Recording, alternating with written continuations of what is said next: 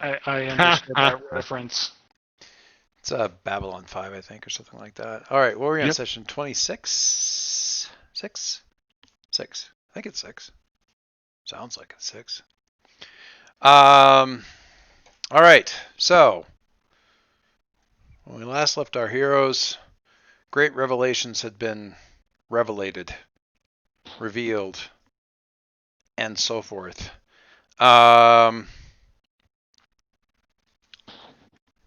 It's number 25, not 26. Is it? I thought the log for the last one was called 25. Was number 25? No, last one was 24. All right. It's 25 this time. Session 25 then. Very well. Depends on what happens. It was. Rocks fall, everybody Oh, dies. heck. Forgotten melodies. No. Whatever. Yeah. Long forgotten songs and ancient melodies. There you go. Yeah, so lots of revelation about what had gone on in the past, and sort of all the modification that the Temple Guardian in this place had made prior to their, I'm going to say, dissolution. Lots of tweaks and stuff to the temple and that sort of thing, and all kind of pursuant to, this Temple Guardian sort of went native, and really prioritized the saving of the tribe and preservation and protecting and furtherance of the tribe, that sort of thing. While still,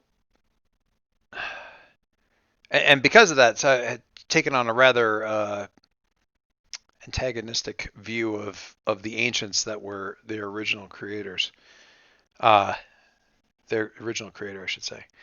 So they are down to throw down against Fluvis. The only question being, what do now? How get here? All that kind of stuff. Because there was some debate about, like, well, if we're going to have a showdown, how do we make that happen? And all that kind of stuff. So the tribe themselves, certainly willing to participate in this and join in. Not one to be. I also believe there was some question about bait. Yeah, like they clearly were going to want to come after you guys, so it's a question of where should that happen. Lead them away, stay here.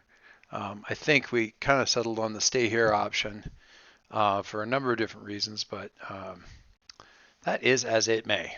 Anyway, so with that,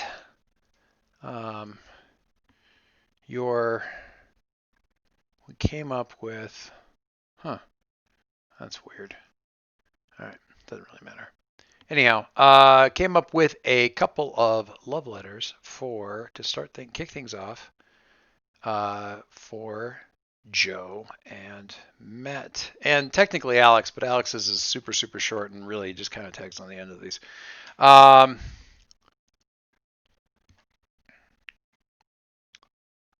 don't know if there's a really good way for me to put these up here anywhere. Which does bring up the question of where is Bill? Oh, is he not? That does bring up a question. I didn't even look to see that everyone was here. I just sort of assumed everybody was. Bill's kind of always a gimme. Yeah, a little bit. Yeah. I'm going to pause the recording here for a second until we figure that part out. Because we should probably pause.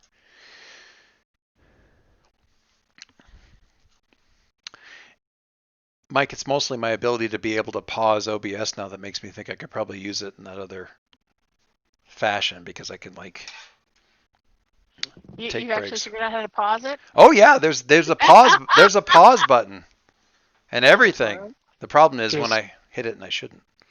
Yeah, just make sure you actually stop it at some point. You just leave and don't leave it just paused forever. Yeah. I just unpaused it. All right. So as I said, lots of stuff going on, lots of plans, lots of potential plans, and the ultimate conclusion of stuff was, we want to throw down and see if we can take care of this thing with Fluvis. We're probably bait, but we don't want to. Do we run? Do we stay? Bring him here? All that kind of stuff. What do we do? And that's kind of where all of that ended up. Right there. So we have a couple of love letters to resolve, which I also put up in the masks chat, and I will.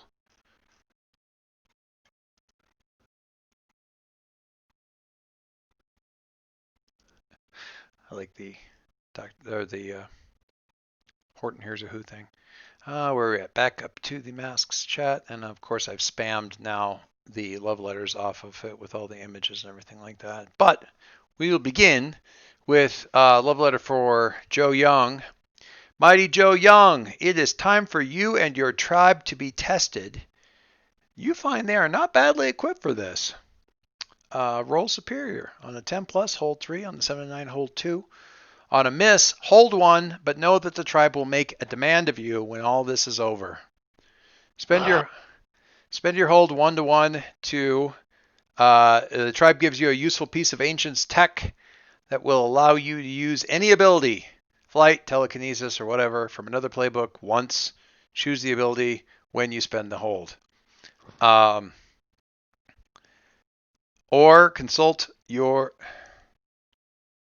Sorry, I got typos in here. Consult the temple's storehouse of knowledge to ask the GM a question about the current situation. I must answer honestly, blah, blah, blah. Or clear a condition through the comfort of knowing that you are exactly where you need to be right now. Which theoretically you could use multiple times. There's no reason you can't use any of these things multiple times, really, I don't think. But so there you go. That is Although, at least at the moment, I have no conditions.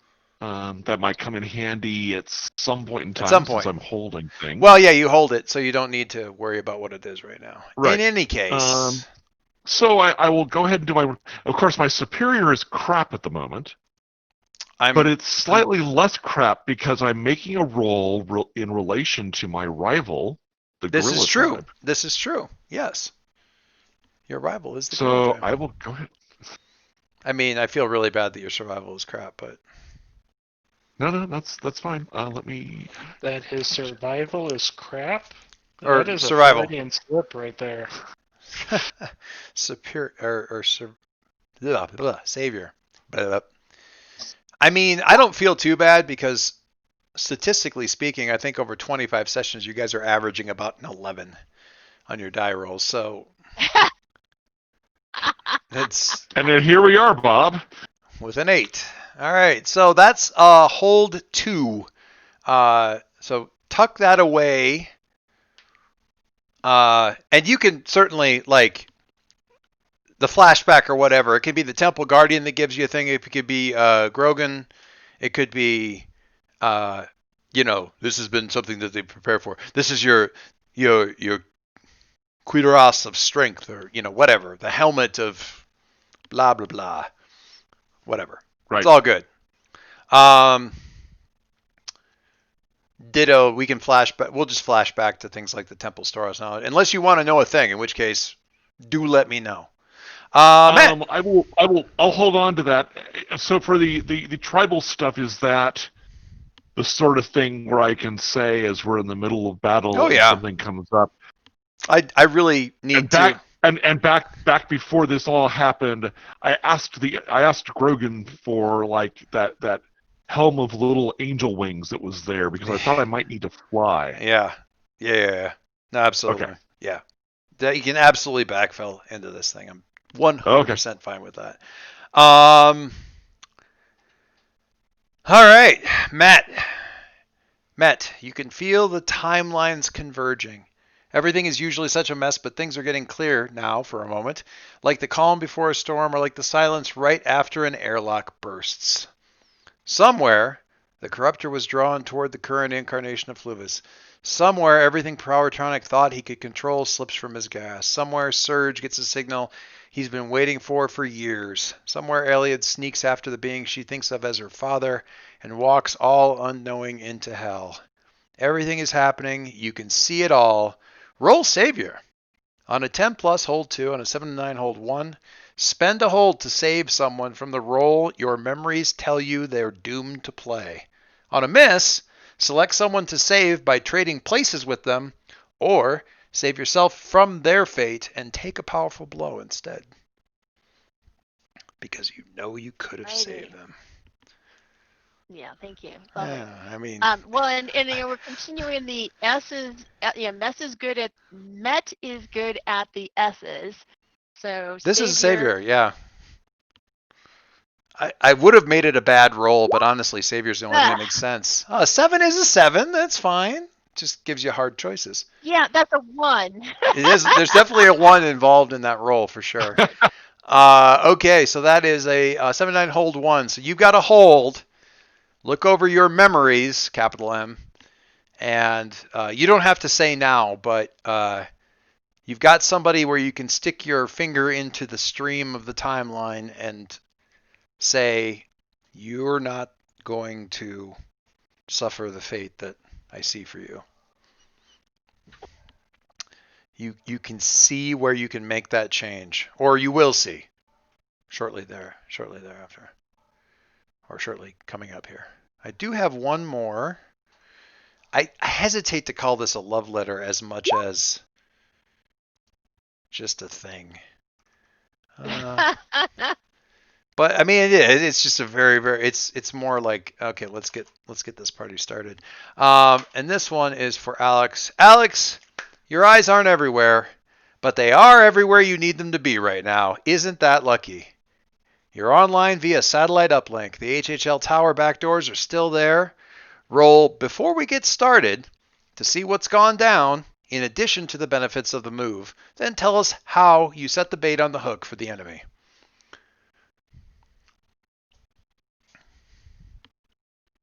And for those of you who want to see, we got this before they get started, which is a lovely 8. Assuming it rolled the right stats, which I guess we probably shouldn't assume. The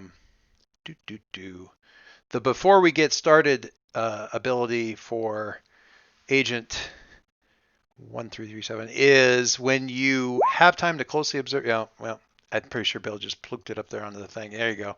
When you have time to closely observe your opposition before a fight, roll Savior. Take these numbers and you can do various things. Redirect their attack to another character. Now these things are just mechanically staying around here. So Alex has a hold of 2 to use for redirecting attacks, crossing a distance, stunning people, ignoring harm from an attack, escaping bindings, impediments, all that kind of stuff. But more importantly, I don't know about more importantly, also of note is the idea that Alex gets a better idea sort of what's going on back at home. And I'm going to do a very quick summary of this, high level summary of this, rather than trying to, draw out all the drama and all the bits and pieces. Partly because we've seen summaries and suppositions about a lot of what might be shaking out here. But you're playing through the last couple of days sort of at the HHL tower, and so we've got Golem under constraints and Powertronic trying to do something about that. Freeing Golem from whatever it is that's infecting him is how he's maybe originally approaching it, that kind of thing. And then being spoken to and realizing sort of like what some of these, what some of this power entails, and the fact that he believes he can channel it. He's been taking samples off of Golem and doing stuff with them under microscopes and getting doing it under controlled observation and thinking that he's got basically, I got this. Instantaneously controlled nanotech. This is perfect. This will up my capabilities tenfold. We see that happening. We see him making great progress and having to a certain extent like Iron Man 3 kind of stuff, where he's got like a bunch of like power suits and constructs and stuff like that coming online that he's never been able to sort of maintain. So he's kind of getting the Iron oh god, what do they call it in Avengers 2? The Iron Legion. The Iron Legion, something like that. But he's basically doing that at like a ridiculously accelerated pace, by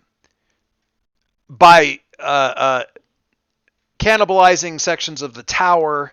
Yeah, I'm sure that's not going to impede defenses at all. No, and at some point in time, there, you've got video footage of him arguing with Blackbird, and then she leaves, and there's a big blowout there where Sigrun, the Valkyrie, comes down, and there's some sort of big explosion there that takes out a bunch of the cameras, but then he's getting back up from something where he really shouldn't have been able to get back up, and she seems shocked, and then she seems kind of unconscious and overwhelmed by whatever it is that he manages to pull out of a wall to go after her. So just out of sheer self-defense, completely innocent, he's taking that out. We see Nega show up, and somewhat of a surprise there, because he's doesn't seem to really paying any attention to Powertronic at all, and is tries to do something to Golem, and you're not exactly sure what you saw in the cameras. It seems like he atomized and turned into a swirling cloud of dust or something like that, and replaying that section a lot, seems like all of that Nega dust ended up landing on the Iron Legion bots that Powertronic put together, although Powertronic doesn't seem to have noticed that, and the bots didn't do anything overt about that at the time. But also in the process of that altercation, Golem gets out but does not attack, and he and Powertronic are having a conversation and making some sort of deal or some sort of agreement, because you see Powertronic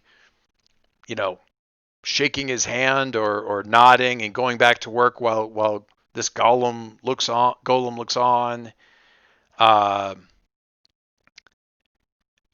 It's a mess. And this is where the audience that's watching this on TV is going like, yeah. Does it appear to be contained to the tower? I know that's where the taps are, but at this point, he doesn't seem to be going out. There's a lot of searching. There's a lot of and again, Alex is kind of in the back door here. So there's a lot of searching, a lot of looking, and especially after Golem gets out and is kind of roaming about this underground layer thing and directing more of the action or making requests, depending on how Powertronic wants to take it. But there's a lot more searches going on where they seem to be looking for, well, for lack of a better term, looking for you guys, looking for signs of where you're at, satellite views of the various places that Golem went, other temple ruins, or if not temple ruins, then in some cases like places where that stuff was brought, so museums, big massive private estates, things like that, and no sign, a lot of frustration there, that kind of stuff. There's other things going on. I think, assuming that Alex has any eyes back at Phoenix Academy, probably the other stuff that you're picking up is that there's some sort of signal that goes off that you see Surge like sort of see something in his like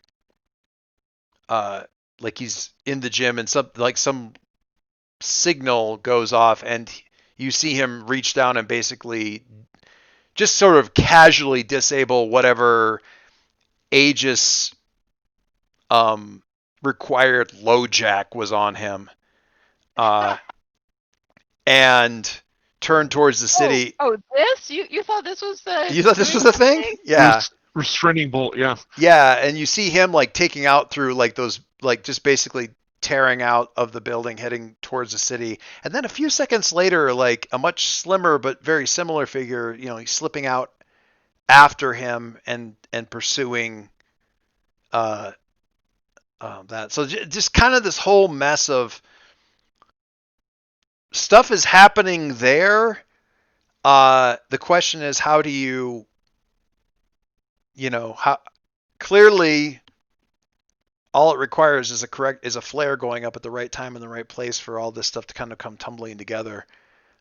It's just a question of how and what that looks like. So please ask questions. Please say, well, what about this guy? What about if has anybody overlooked anything I'm not saying, or is this an opportunity? Whatever. I'm just throwing out just the general stuff that I think pretty well aligns with what we've already talked about in any case on the forums, but pretty close to where we're at. Okay. Do we have some reasonable level of confidence that this place is the best place for dealing with Fluvus and the threat that he poses? Like, do we feel ready? I will leave that up as a question. Let that question be answered by the group. I mean, my people are here and they're ready. Ooh, I like that answer. It's Joe's in a very particular mindset. Gothwitch handling all of this. I mean, how is she handling all of this? Well, because remember, she's part of the prophecy, or the. I've laid some shit on her about what her role is. Yeah, exactly. I kind of feel like any place else we'd be moving. And this way we've got steady ground under us. We know the territory. It feels right. Doesn't it kind of feel right? She's kind of looking around. This feels like where it should be. And she kind of looks at, Sank a little bit sideways, like, shut up, man. I'm a magic hero. I get to go by feeling sometimes. As long as it's not Wiggins. I agree. I think this is the convergence, if you will.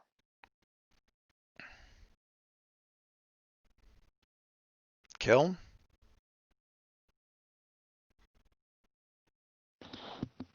Yeah, I mean, I'm ready. I'm just here for the fighting. I'm still trying not to think too hard about the whole,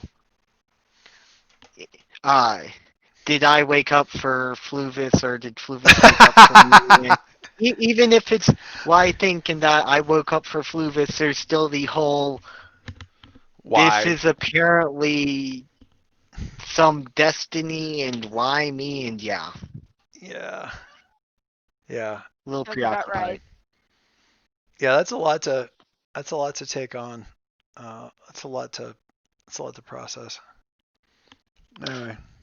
Are there any other systems for the city that we can bring back online in its defense, given what's happened? I'm going to go with probably, or they can be hacked or tweaked. It's somewhat a function of what Alex decides to try to pull off in regards, or actually Alex and Kiln. Tahi had obviously mixed into this, but I'm kind of focusing on the PCs with regards to this. But Tahi is the architect, but the die rolls are still going to be getting dropped by players' hands. So. All right. So this is the moment Alex was born for, and so what they're going to do is to cut a short promo video for this is your life, Powertronic. Oh, that's so good. To be simulcast at the HHL Tower and at Phoenix Academy. And Powertronic, you may remember this voice. It's Roddy. Hey, he idolized you, but you turned out to be a D-bag. That's That's so good. And you've let him down. A Powertronic, this is Nega, who we see just kind of appeared and took over your things. So that was stupid. Here's what we know about Fluvis, and we're gonna cut to like shots of Killen explaining like what Fluvis is about, and then he took over your teammate and you put him in a cell and nobody knows what to do, and you just sort of brushed us off. Or video of the flashback visions that were happening over the structure in the tower and from the wars back in the day and all that. Yeah, all kinds of stuff. That's great.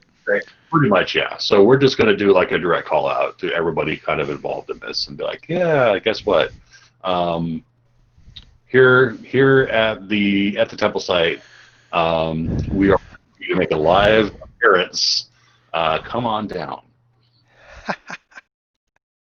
Okay.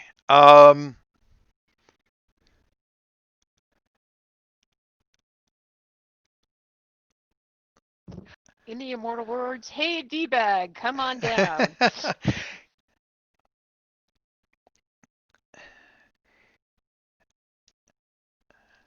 All right. He is. I mean, it goes without saying that he's coming one way or the other.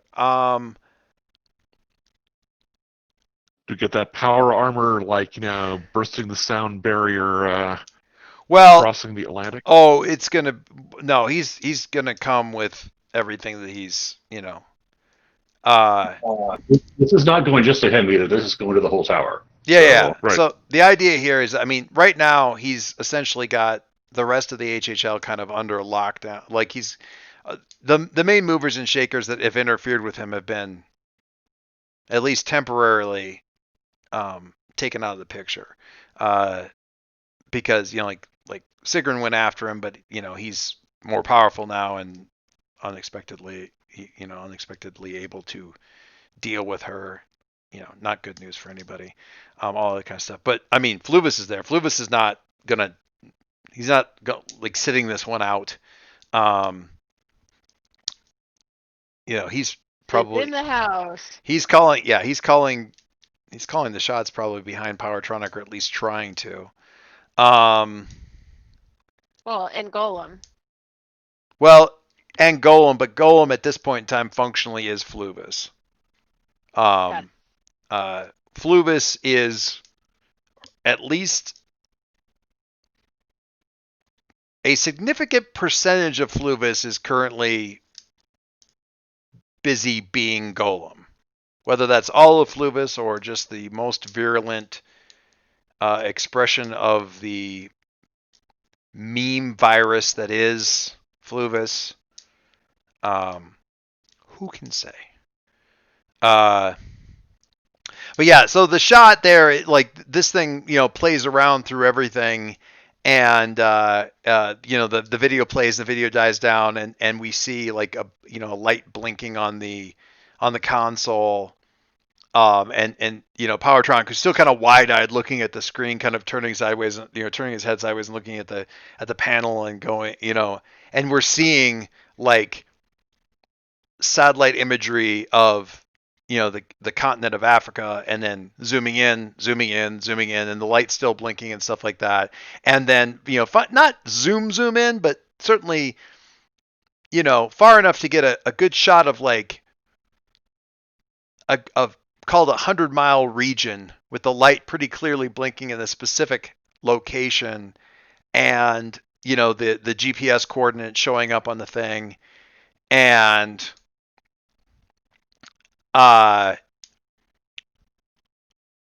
we see, him activating,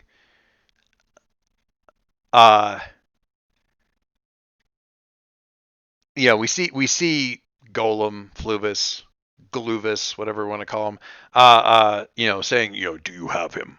Do you have them? And he's like, yeah, I got them. Summon your legions, and they're, pouring out of the tower and into the skies over Halcyon City, and heading, straight east, up into the sky. A pack of them, like, sort of bearing Golem aloft, and this thing and heading off into the thing. And we see down at pretty close to the base of the tower, we see Surge like on the ground looking up at this happening, and zooming in. We see a shot of him looking up at this thing and zooming in and zooming in and zooming in and seeing Powertronic like sort of in that vanguard of the whole thing. Not exactly in the front, but pretty close to the front and heading off. And seeing Surge's body morph,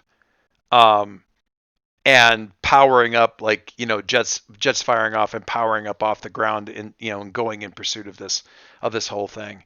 And so we see the phalanxes flying off in the distance. We see Surge sort of rocket up into the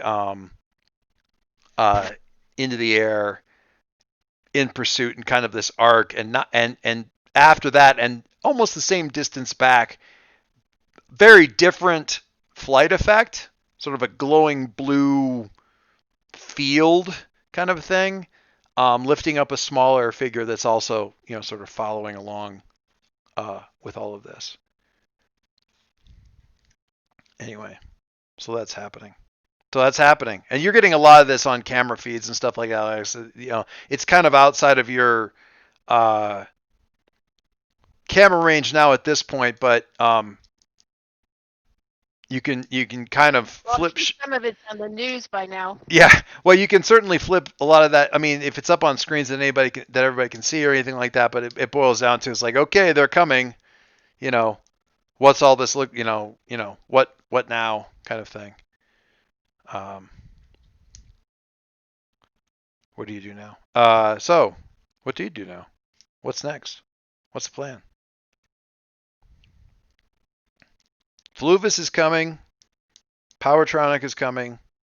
They have troops. You better not go. Oh God. I don't want to encounter them all here inside the city. No. If we can extend whatever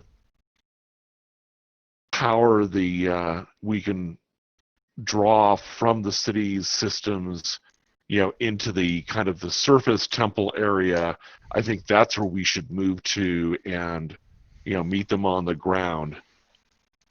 That seems like a good idea. We should be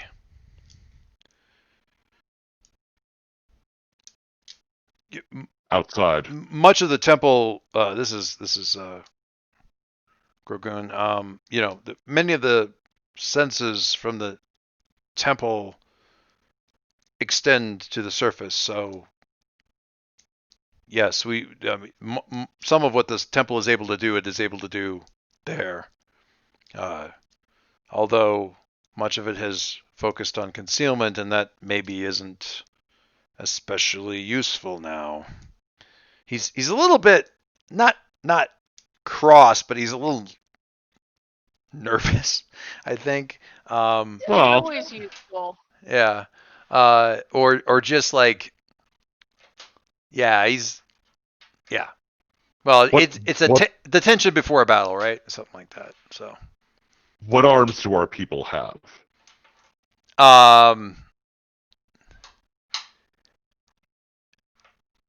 That is a good question, and I actually want to throw us back at Kiln a little bit. So, Kiln, the temple has made adjustments for the protection of this tribe. They didn't. Its defenses for the longest time was essentially the temple guardians. That's not really the case anymore. So, if you're hacking a temple, maybe you've got temple guards, kind of a thing. But if you're from your era and you're putting together defenses for and tools and stuff for these people that you're trying to protect, what do they end up equipped with from that sort of emulates the war times of your era? I'm not trying to give them all like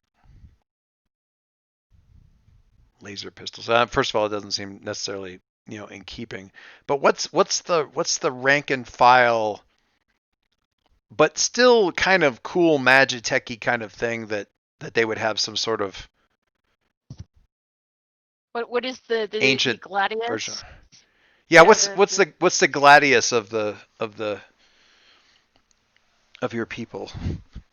They might have some access to.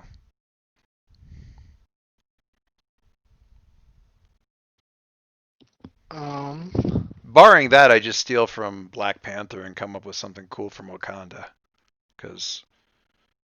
And I'm if it's available, I would be willing to spend one of those. Hey, I get a magic ability from the the tribe gives me a useful Sure. piece of ancient tech.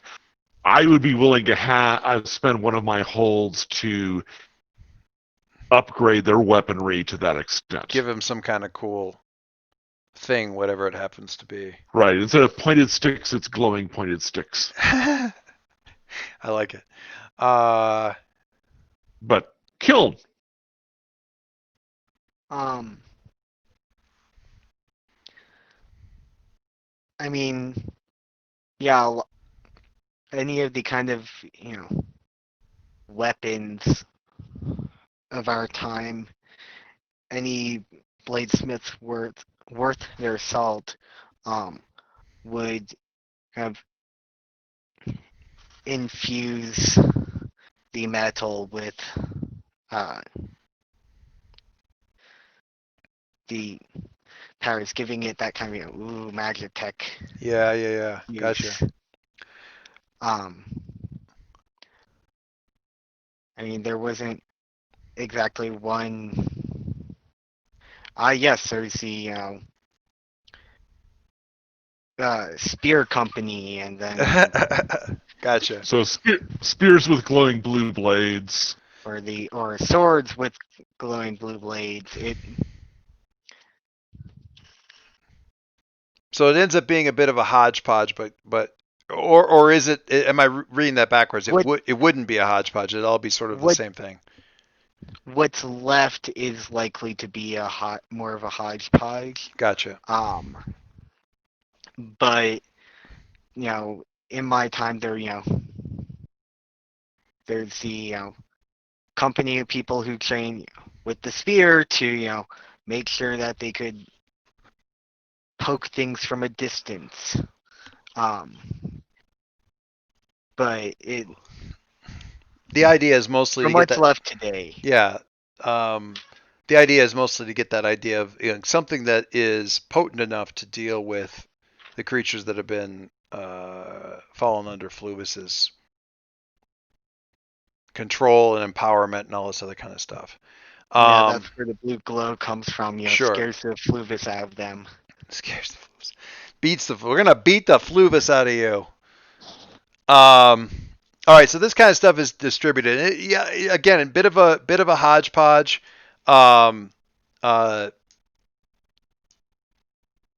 In some cases, I want to keep a little bit more, because it really, you're not going to find a lot. Like maybe Grogun, maybe a few others, like the high up temple guards are going to have like what you might consider to be a proper ancient spear from back in the day. A proper sword that's been preserved and sort of reinfused from Kiln's time. In a lot of cases, because again, I want to go with the idea that the temple sort of hacked this thing. Okay, so in a lot of cases, what you have is shillelagh is the wrong word, but the idea that it's basically a clubs. I'm going to go more specific, more like a blunt tomahawk. But the point is, the tomahawk, the stone head of the thing that's strapped onto this thing is the stick is heavy enough for a gorilla to wield it with great intent for a period of time without the thing breaking. So that's notable. But the stone is from the temple, and the stone's been infused. So it's crude in the sense it's crude in the sense of a in the sense of weaponsmithing, not necessarily in the sense of use, but the idea is, listen, if you've got this energy, that will help you against Fluvis is saying, this rock has this energy in it. I just need to make sure that it continues to have that energy in it when it's been broken away from the temple. So we're going to do that, make sure it still has it, and then we're going to strap this shit onto a stick, and now you've got a, yeah. In some cases, the tomahawk, the stone on the tomahawk is, the size of a damn paving stone. Or it's more ball-like than it is, flat, but it's a magic rock. Yeah, they're all carved, it's all various temple carvings and stuff. Not always the most well-balanced or anything like that, but a good triangular stone will get the point across, literally. So yeah, these infuse things. And you've got, Grogan maybe doesn't have a weapon, but he's got, this cool, cloak thing that somehow managed to be preserved. It's like the old priest cloak from the old days of the temple or something like that, which wouldn't have been ancient tech. It would have been something that the people of Kiln's people would have worn once upon a time while they were attending the temple. Those that were allowed to attend the temple with the guardian there, that kind of stuff. So his thing might be something else, but yeah, in general, you've got stuff where they basically, again, cannibalized the temple, to make this thing. With the exception of some sort of the elite, that kind of thing. I like that. It's cool. Do we have much in the way of missile weapons? Just thinking about, flocks of flying armor versus people with melee weapons. Well, that they've got. So again, we're dealing with rocks. So we've got spears, probably nets. And keep in mind, these guys have been fighting. Yeah. Sling. I love it. Slings. In the movie adaptation, there's going to be somebody who's like, rocks. What the hell are we going to be able to do with rocks? And then we get to see what they can do with rocks. These are special rocks. Hey, first of all, I saw Return of the Jedi, and rocks work great. Second of all, we're going to get that orbital death ray back online and be using that. Oh, God. Moose satellite. That poor space moose. Joe is not going to say anything about that. Do I need to make the roll again for that, or can I get that? No, I don't think that you probably need to make. Well, which move is it? I want to look at it. Actually, which one is that? It's been pasted in the chat. Oh, thank They're you. a literally higher calling. Research equipment information.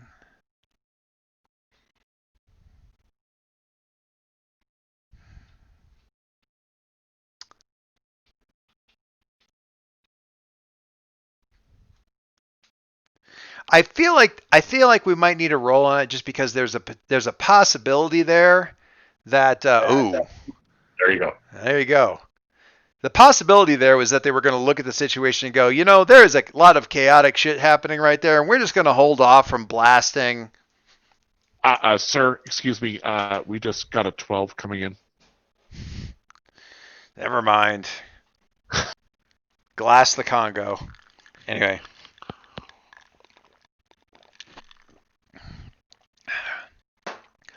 Unleash the Kraken! Moose.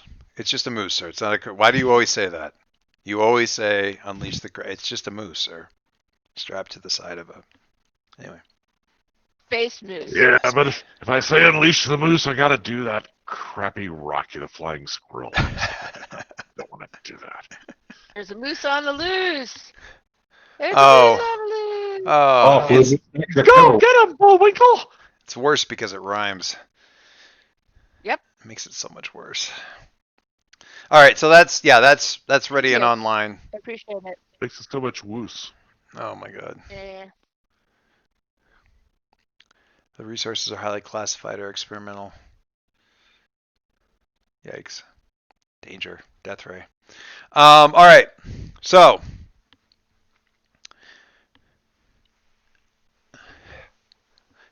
I don't imagine it's probably very difficult. Alex can get a pretty good idea of like what's coming in, where they basically are. Satellite tracking is a thing.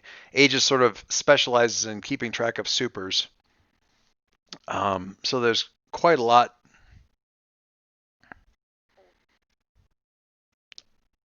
Available there?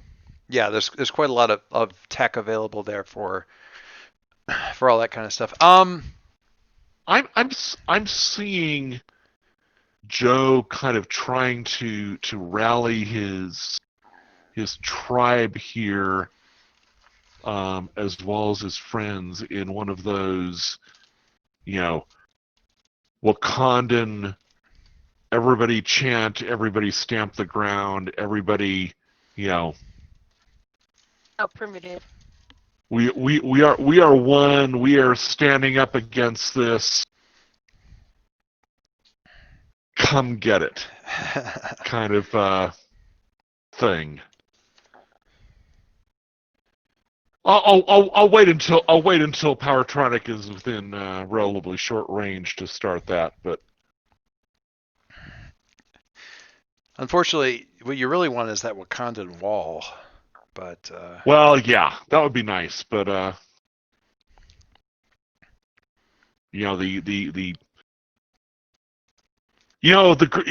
guerrillas do the whole beating on the chest thing. I'm sure we can come up with something that will work. Yeah, almost like that will meld with that. Almost. The FS budget was not big enough for that. At the risk of sort of culturally and sensitively rolling in like the haka and stuff like that, it's kind of what it reminds me of a little bit. Just the idea of that whole like,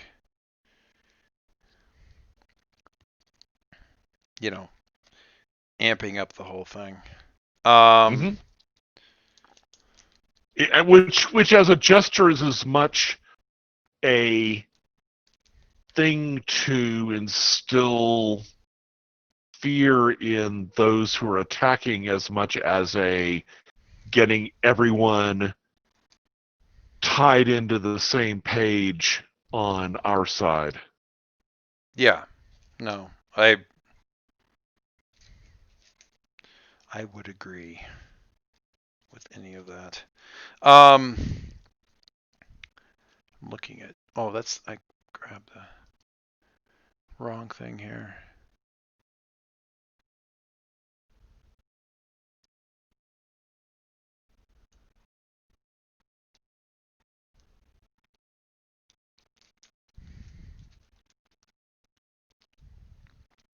Mostly because I want to see what you roll for this.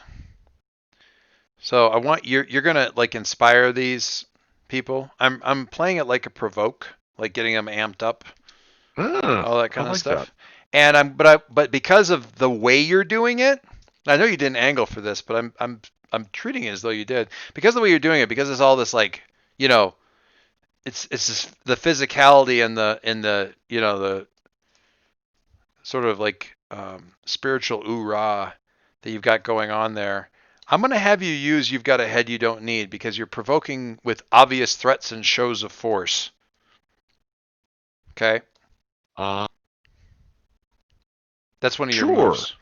Yes, it is. When you provoke someone with obvious threats and shows of force, roll plus danger rather than plus superior. I'm really throwing you under a bus with this one, I know. It's terrible. I know. Damn it.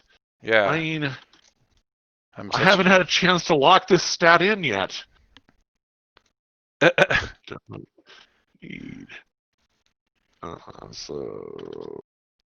I think you just roll danger. Well, I'll click the die thing there on the thing. Oh, fuck. Is it going to read your thing funny? No, I rolled a 6. Yeah, but you didn't. Well, you at least rolled a 7 because it didn't add the right stat, and you didn't add 1 for the monkeys, for the influence that you have over them. Not influence. That's true. The thing. But rivalry. If you mouse, the rivalry. If you mouse over it, you can see that it didn't. This is the problem. All the move buttons are broke. Remember? Oh. It 2 didn't. + 2 + 2. Yeah, it didn't add the right stat. Okay, so I should actually roll. You want to make a danger roll? Yeah, roll danger, because that's And what a it is. +1 because I'm invoking the tribe. Yep.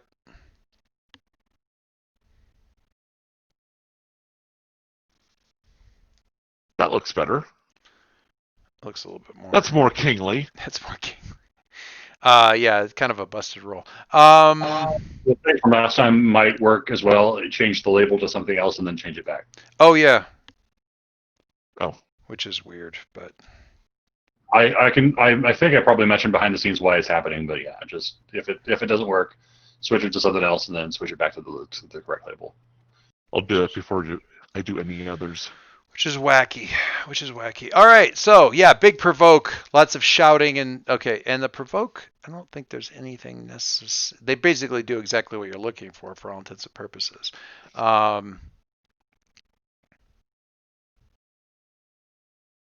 Yep. It's more for show than anything else. I'm just kind of curious how the roll would come out, and they are, like you say, it's all very kingly, which. And they're all chanting something. I'm going like, yeah, that. Because I don't speak local gorilla. Unfortunately, it's not in Japanese. Well, and some of it though, some of it's starting to. I will say this, Joe. You say that you don't understand them, but it's starting to come through. Like you're starting to figure out what they're saying. Whether it's exposure to the temple, whether it's just being around the temple, whether you've got. One would assume that one does not have muscle memory for understanding languages, or a language that your body once spoke, but for whatever reason. I'm a recording inside of a gorilla's brain that knew this language. Yeah. And plus the temple helps with this kind of stuff, right? And a lot of what the temple is geared to do is specifically help you. So, yeah. As this is happening, I'll say that as this is happening, you're getting to the point where like you're able to understand let's say this, by the end of the chant, you're understanding what they're saying. We are here for the king. The king is here for us. Et cetera, so forth. Got it. Our enemy is mighty. We are mightier.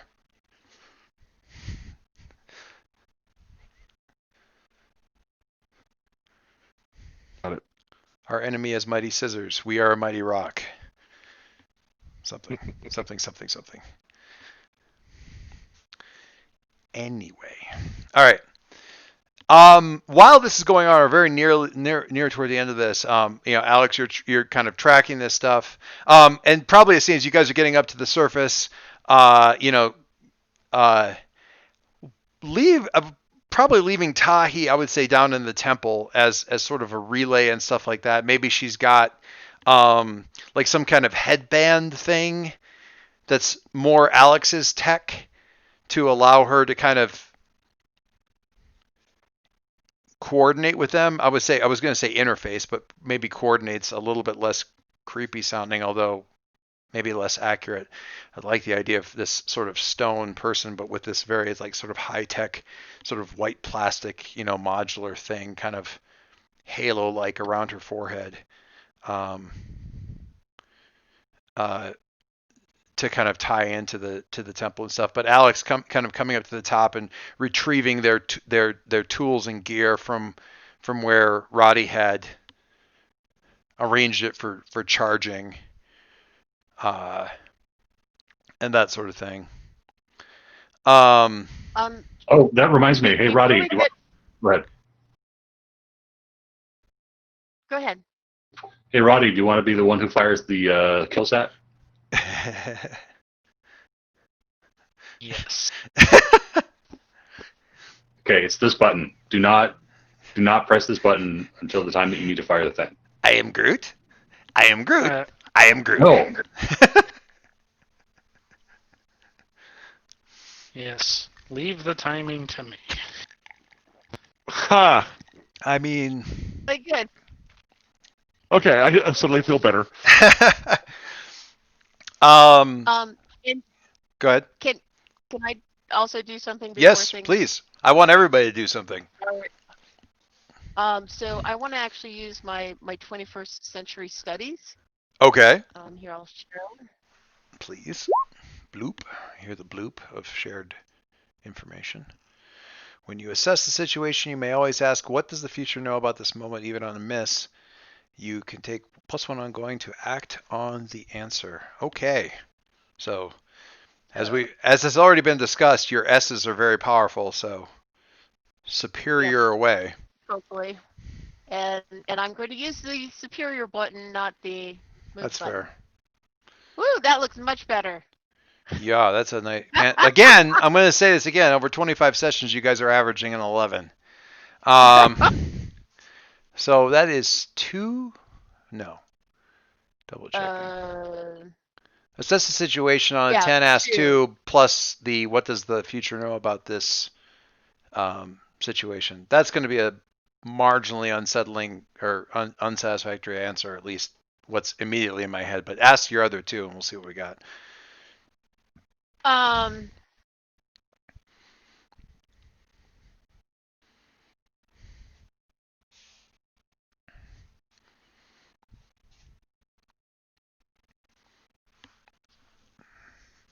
like the how can we best end this quickly, but it seems to me that's really not the answer we're looking for here. Well, it's worth noting that it's okay to ask a question you know the answer to, because then what you get is a +1 to do the thing that you already know you need to do. Oh. There's nothing wrong with that. I mean, if it's, who is the most dangerous person here? Duh, it's the dude. Okay, cool. Yeah, Darkseid is the most dangerous person here. Cool. I'm going to take a +1 to hit him. That is legit. That is a thing that is assessment is worth, There was a little bit of coaching that had to happen in the other mass game for a little while. I was like, with the protege, I'm like, think like Robin. You have to assess first, then you go in and kick ass. Because if you don't do that, the kicking ass does not go well. That's kind of... You kick less ass. It's a recurring theme. You assess you hit first. The wrong ass. You kick the wrong ass. You kick the wrong ass, or you didn't realize that somebody else was there who's going to kick your ass while the previous ass was getting kicked. Sometimes there's a crowbar. It's very bad. So, yeah, assess the situation first. Because those +1s matter. So the other, I'm going to throw it to the group. I was bring, I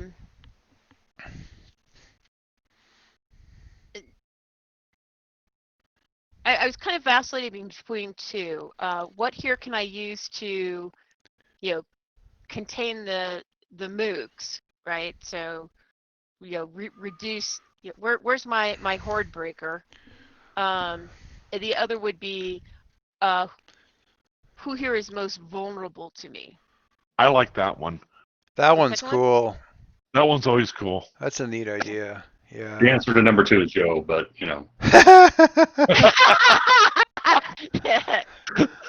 Always had who here is most vulnerable to me? Okay. So for who here is most vulnerable to me, your concern here is that you don't know how much you're going to be able to change. You might be able to change what happened here, but you don't know how much you're going to be able to change from the roles that people ended up playing. And that's fine for the leader, for the architect. It's not nearly as awesome for the martyr or the monster. And based on what you've seen of what Alex is saying, Aliad isn't that yet. That kind of thing. Who here is most vulnerable to you?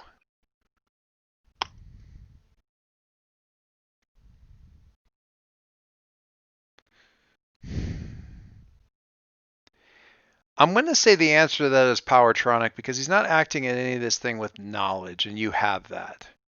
He's not aware of this potential series of events that lie before him, and as such, he can be turned aside from that most easily. You're not sure that Fluvis. You're not sure that you're even dealing with Fluvis in a addressable means, but Powertronic is, is still a point that can be steered aside, that can be moved, that can be, shoved to the side, that can be diverted, or something like that. And as such, with it's not a name. It's key, but it's not a named piece on the board. yeah. Well, there's a certain argument to be made that Fluvis is part of the board right now. Not the pieces on it, but aside. Well, because he's yeah. I mean, so he influences the traitor and the corruptor. Right. It's like I don't know that I would describe Fluvis as the rook. I would describe him as the black squares. Like that's yeah. So do I kind of pat myself on the back for that one. It's pretty good. Anyway, yeah,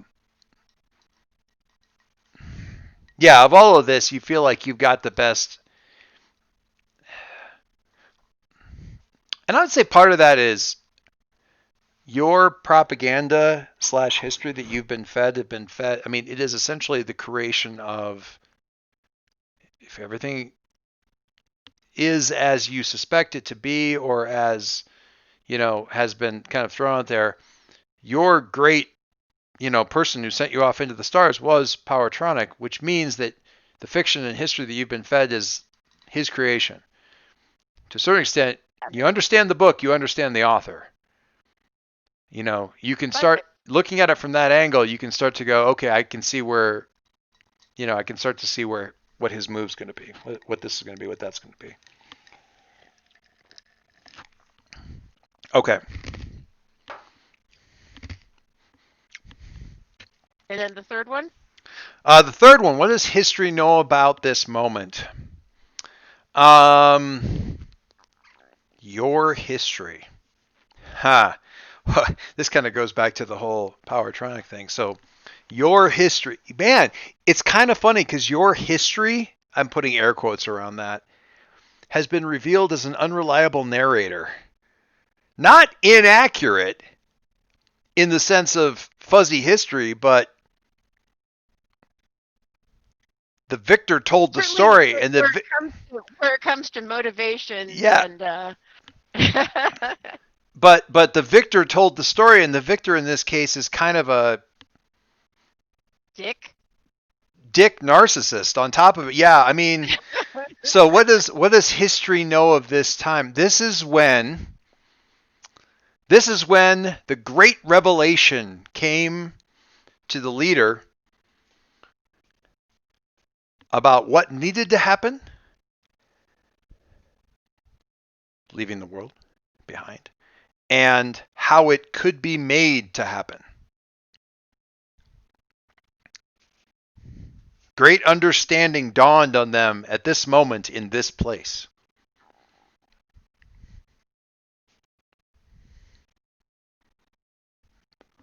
How should I put that? Okay. Yeah. Great mysteries were revealed to them. Et cetera, so forth. All right. So the Hakas, the gorilla Haka, the Gaka, the great display is going on.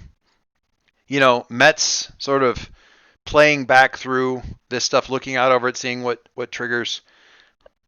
Alex is handing over the red shiny candy-like button over to I'm assuming it's not actually just Roddy. Over to Roddy. Red. I imagine Matt bursting in and be like, "No, this is where the universe is, where Earth is destroyed." Like what? The shiny red candy-like button. Push me. Push me, Roddy. What's Kiln doing? Giggle dimples. Yeah, that's so. Yeah, does Kiln's prep look like? And I kind of like the idea of like having like some temple guardian stuff being brought out for them, but like to augment the normal katana space gear, but I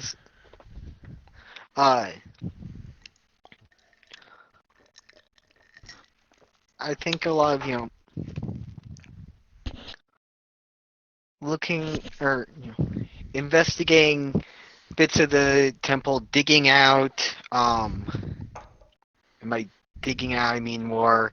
Yeah, we keep this extra armory, but it's under lock and key to keep it safe, and by lock and key being the Magitech yeah, kind of activation. yeah.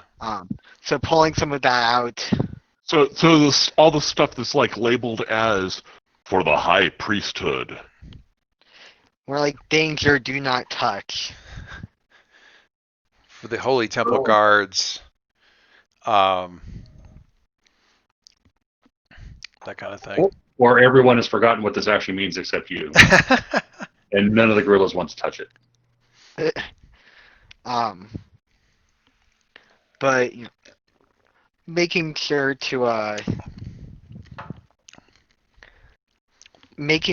the gorillas are as well armed as they can be. So you find kind of an armory like that. I think if you've done Breath of the Wild, this will probably work out pretty well. So you've pulled out like sort of an armory thing, and you've gone through and working with Joe, kind of gotten some of the good stuff. I'm kind of reminded of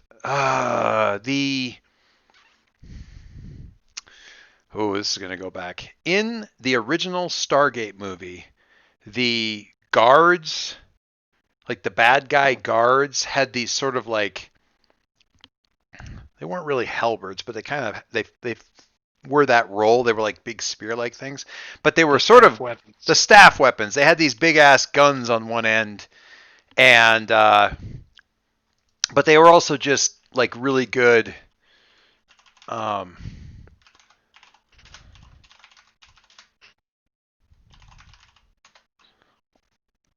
Yeah. They were just cudgels. But they were also like blasty things. Yes, exactly. Pew pew. God, I love that movie. Never watched the show, but man, I love that movie. I've watched like 6 seasons of that show. Yep. There are 10 of them. Yep. I'm also going to mention Farscape, where Dargo has this the sword that's like the sword that's also the gun. Yeah, I love that kind of stuff. Yeah. The first time that Crichton's like, "Hey, I got nothing," he hands it over. Like, this is a fucking sword, and he pops out a blaster rifle. Like, oh, just pulls down the thing, and he's like, just like that. Oh, hello, nurse. And suddenly it's like, yeah, Chewbacca's bowcaster. Yeah, I kind of like these things for the stabs. It feels like it has that same kind of, I don't know, style and energy thing. I like the staff thing because so you find like probably like a rack of those things, like a dozen of them, and you've kind of distributed them out to some of them because range weapons, maybe a dozen, 2 dozen, maybe something like that out amongst the tribe, and you're in the process of doing that, and you get Tahi on sort of the comms channel, thanks to the little Halo thing, and she says, Kelm, go to the top of the temple that's still above ground. I have opened a door, and you kind of, assuming you do that thing, kind because the Yeah, Hakkas I generally listen when the temple guardian tells me to do something. go in do the something temple. in the temple. Yeah, generally a really, really good idea. So you're like, okay, I've got to go. And sure enough, there's it just looks like a big mound of rock, but you get in there, and it's like as you go in, the area kind of lights up with the glowing lights and everything, and you kind of recognize. Candyland. You recognize like what the panels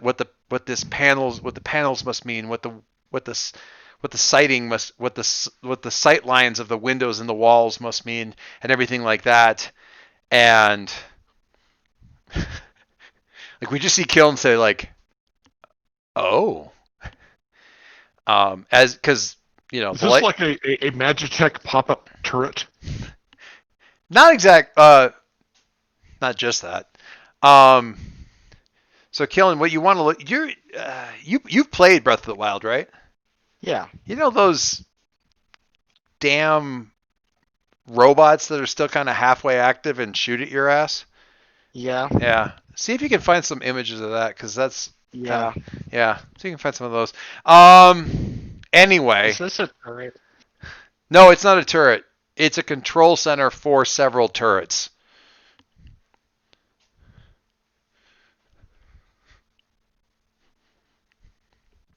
So. Candyland. It's Candyland. If you're so inclined, you may need somebody else up here to help you, like with all the shooting and firing. But it's also possible that you're the only one that can actually make this stuff go. So that's kind of up to you.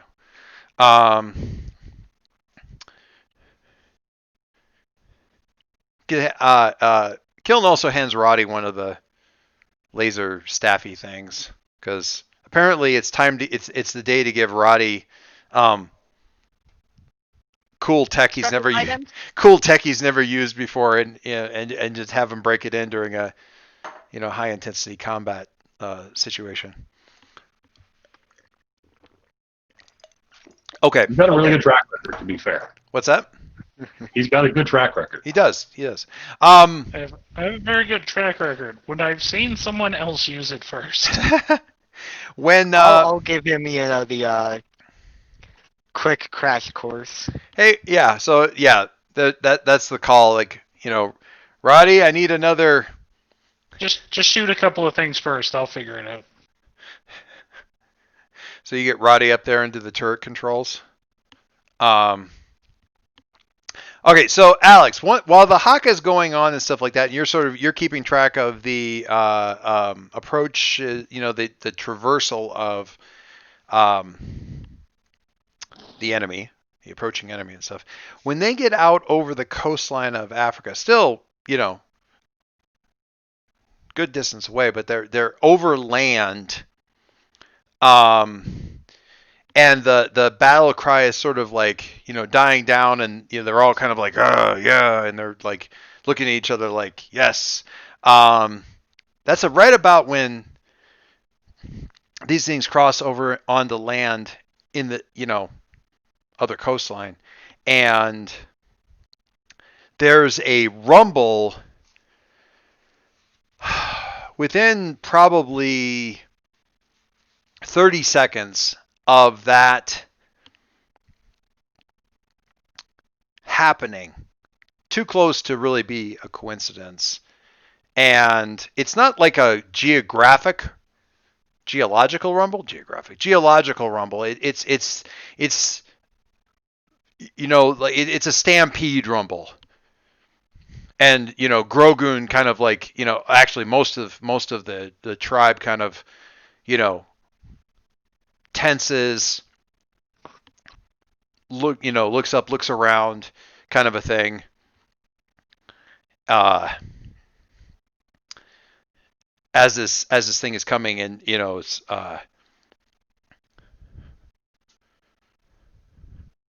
and Grogan kind of turns to Joe and says, they're sending their shock troops, the closest things that they have, and the insects start. Just like you can see, it isn't necessarily them, but you can see the forest moving, kind of coming your way. coming this direction. So somehow, well, doesn't really matter, but somehow now that they're over the correct continent, Flubus has a landline. No, sorry. Anyway, Joe, what do you do?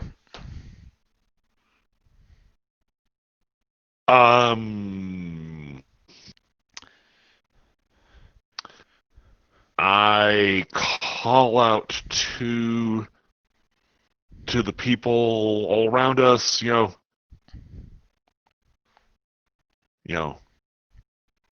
if I think that is actually all the previous, bug harassing guard type folks. Yeah, the big ones, the little ones, all that kind of stuff. Yeah. Stand ready. Bugs are coming. Gotcha.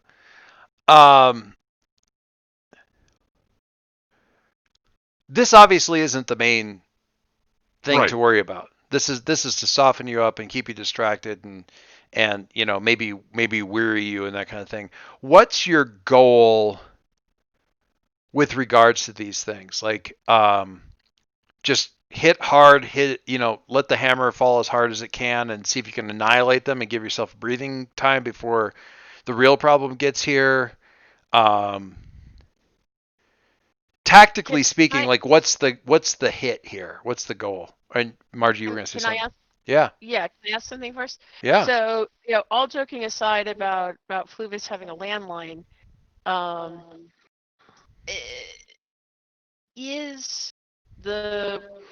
do we have any idea of what the signal to the insects is? Is it like electromagnetic? Is it, is there anything like that? Because what I'd like to see is if I can use my powers to disrupt that in any way. I love that idea. The person because I think already Alex has put together the connection of Flubus got over the continent and all of the things that were sort of like kind of on autopilot for search for the important thing, see if you can find the important thing, are now under direct command. So there is definitely some connection that was established that was not established until Flubus was over the same landmass. Whatever that means. Why ever it means that, anything like that. So Alex already made that connection. So shorthanding some of this, assuming Alex shares, it's like, okay, they're coming. They came here as soon as Flubus got to the continent, and if Met goes over there, I feel like you two together can take some sort of stab at what might disrupt that. You should assume Alex is going to share by default. So yeah. Can if the temple has some sort of control over its local environs, can it disrupt that signal so that they may be heading this direction, but once they get within 200 meters of the temple grounds, suddenly they go undirected and some wander off, some come in, something like that. Yeah, I mean, certainly possibly the temple. The temple could also be used to amplify whatever it is that Met's thinking of. Insects communicate a lot of really wacky and weird ways. And I don't see any, we can comic book this however we want. These things are probably being controlled through some sort of electromagnetic pulse that blah, blah, blah, blah. It doesn't really matter. What does matter is that they're being controlled. It's probably through the land in some way, shape, or form. And we know that Met does stuff with gravitics and harmonies and vibrations and all kinds of kooky stuff like that. Gravitics.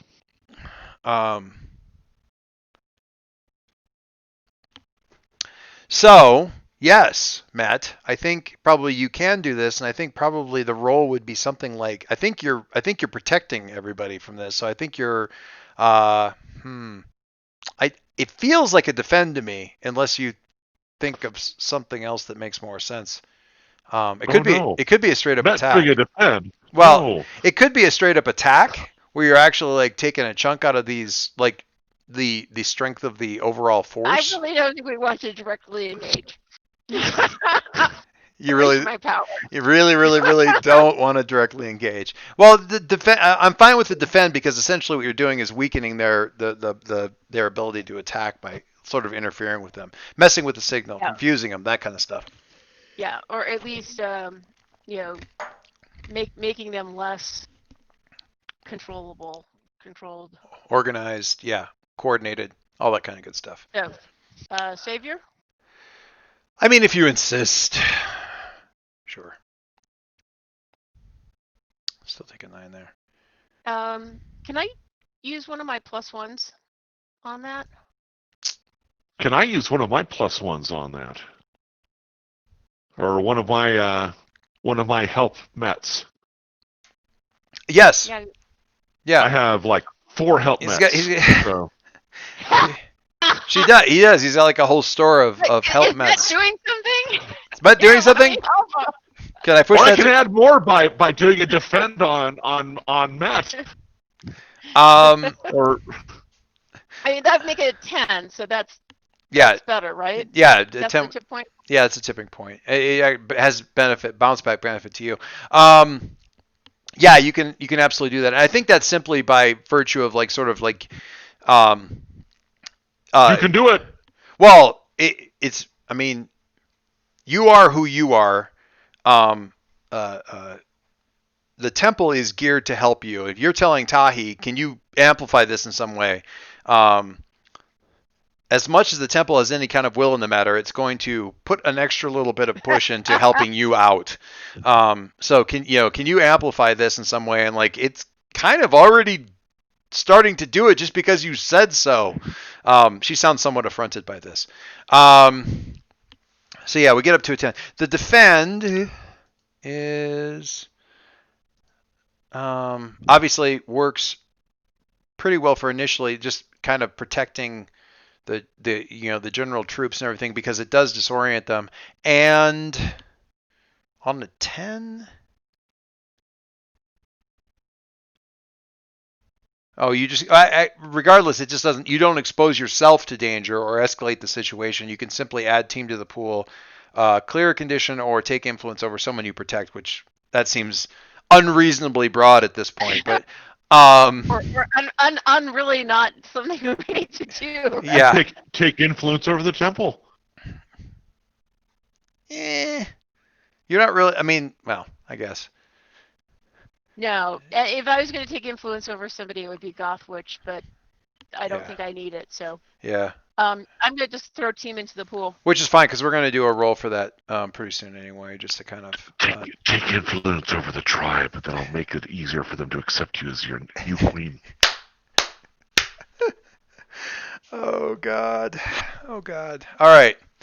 So the fast forwarding a little bit through this. You really don't want to know about the gorilla mating rituals. I mean, I don't.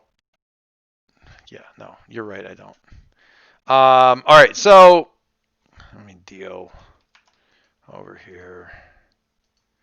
There. And James is crawling under his desk to get away from the gorilla mating rituals. Yeah. Ook. I can see that. All right, so yeah, this is. I mean, the fight is happening, but honestly, it's almost just kind of a warm up. I want this to be the Theoden moment at Helm's Deep. It's like, is this the best you can muster kind of thing, but and some of the certainly some of the guards are quite enthusiastic about this because they've been harried and living in underground and very wary and avoiding these fights as much as possible. And when they do have to deal with them, it's pretty fraught with danger, not necessarily because these things are individually dangerous, but because if any of them get away with intel, that's very fraught, and that whole thing kind of goes away, and they're getting to really just unleash those with the sort of blasting halberds. are having a heyday, but everybody's really kind of wading in, and so as a confidence builder, it's good. But there's a little bit of cockiness, is like, this is nothing. We are mighty. There's shouting little snippets of the haka and stuff like that, and shouting it up at Joe, and like, the king is here, and we are, we are victorious against our enemies, and feeling like that victory is already kind of there. Don't get cocky, kids. This is how you've got older people playing a mass game, because there's way too many Star Wars quotes from the original movies being tossed around. Just not super likely. Anyway. Star Wars quotes? You'd be like from The Mandalorian? Anyway, yes. All right, so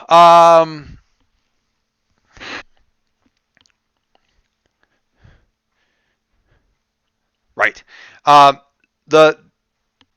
Surprising most people not at all, because you've got, the Met's keeping up the resonance thing that's keeping the bugs pretty badly disoriented. So individually they can fight if they find themselves under attack, but they're not kind of doing any sort of coordinated attack.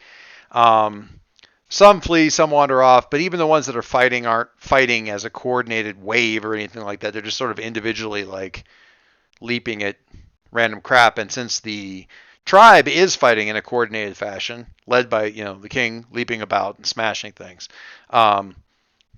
risk is really put it low. Alex sort of keeping an eye on the incoming forces and stuff like that, is able to pretty easily give people lots of warning when the real worrisome bits are coming in, and that's not that they're particularly difficult to spot when you see them up in the sky, but the call goes up, and you can see this sort of phalanx of approaching flying dots in the sky that are getting progressively closer, although not much larger. It's not like planes coming in or anything like that. I don't know how much you would have necessarily been able to explain to the tribe, or had time to do that, saying there's a bunch of flying men are coming.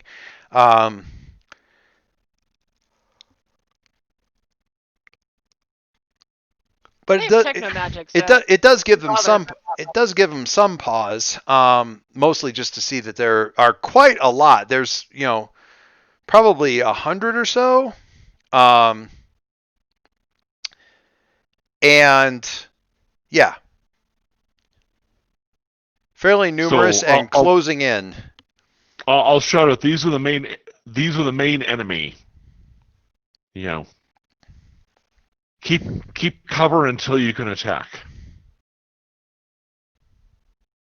So yeah, okay, they that's a good idea. They pull back into underneath various, either visual or actually hard cover, anything of that nature. Kaelin, what do you do?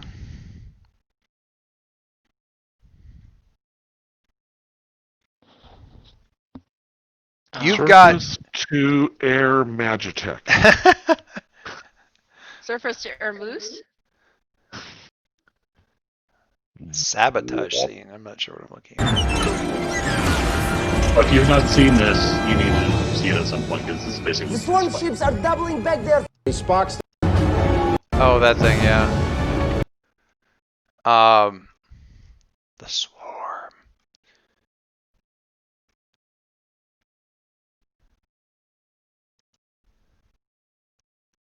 No, I was thinking of the oh, it doesn't really matter. The actual Guardians.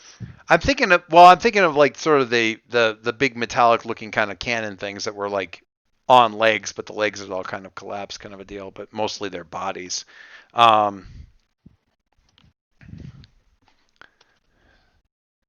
Something like. I don't know if I've got a good picture for the thing. Here, I may have got what you're talking about.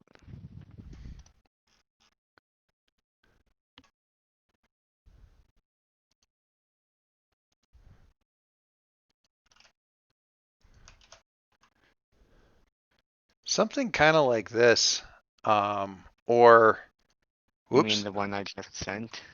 where did you send it? Right above yours? Oh yeah, kind of like that. That works. Oh, that's very Magitech-y. Yeah, Yeah, it's properly glowing and everything. yeah. I was thinking of this. I like Dave's thing. That's part of the Maginot line. What could possibly go wrong? What could possibly go wrong? Yeah. So these things kind of well, I don't know. Depending on what Kiln decides to do here, these things can kind of like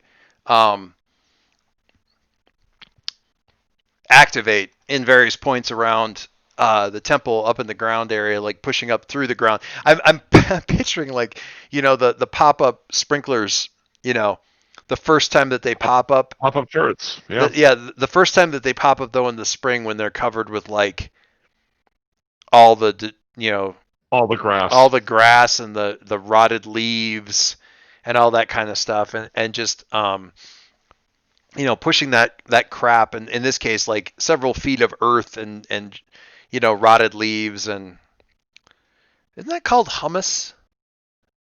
Like not the edible humus, but yeah, humus, not hummus. Yeah, well, it's spelled, they're very similar. And in appearance, very remarkably no. Anyway, but yeah, but just all that crud kind of falling away from this thing. Once they get activated. Also called, was it loam? Loam. There you go. But yeah, all of that sort of crud falling away from the thing. So, Kiln, what do you do? You've got kind of a readout thing. You can see out through the windows, but the windows themselves are kind of, or the viewports and stuff are kind of laid over with sort of magical tracery lines as well.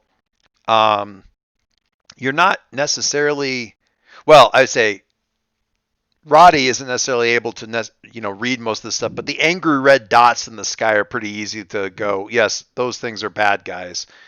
You're getting more information. It's not like kind of use the force, Luke. Yeah. What's your focus here? What do you do? Are you saving this for now, or is this open up the opening salvo thing? Like they're coming in and they're terrifying, so let's make their lives a living hell. What's your move, man?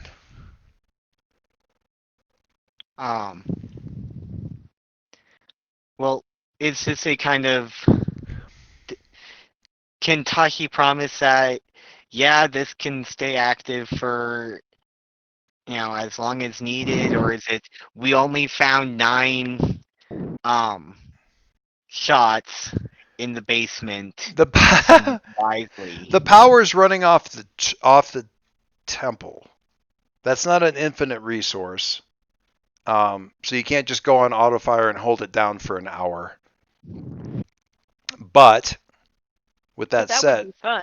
But with that said, you know, yeah, the question is really more how much.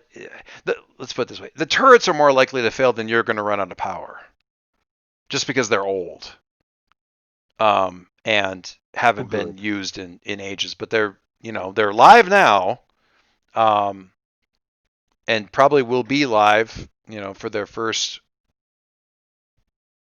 period of usage. It all kind of depends. They just don't make them like they used to. Yep. I mean, but do you rake the sky with pink blasty light, or do you? I don't know. I'd probably hold off until they're drawn in, but until I have a nice cluster. Mm-hmm. You've got a pretty good. Okay, that's a good. It's a good point. They are spread out a bit, they're in a formation kind of a thing. So if you can get them to draw in, that's probably good. Thoughts on how to make that happen? Once they're on the ground, you lose a lot of the effectiveness of this, is the problem. Yeah. Just because they're not really maybe- meant for that. Well, they could be right they could be used as sort of entrenched turret kind of things for like approaching forces and that kind of thing, but you've got your own forces down there, so that makes them a little bit less useful. Maybe use it to kind of force them to land. So that, shoot at them now. Get them on the ground. Okay. I like it. And Or attack on the edges so they funnel in more. hopefully convince wedge them them. that flying is not a good plan. Because when you're up in the sky, you don't have any cover. That's true. That's But when true. you're down on the ground, you can grab hostages. I like this. I like this. I like this a lot. I think it's a fantastic plan. I like that you're doing it. I'm saying all of this before I tell you that what you need to do is roll provoke.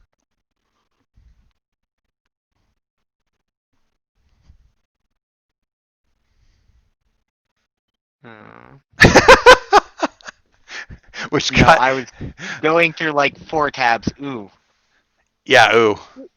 There is team in the pool. There is team in the pool. And There if is Roddy. there is Roddy. Roddy's there to help. I think Yep. Alex is sort of there to help. I mean, Alex is, air quotes, there to help pretty much wherever where anybody is doing stuff. Yeah.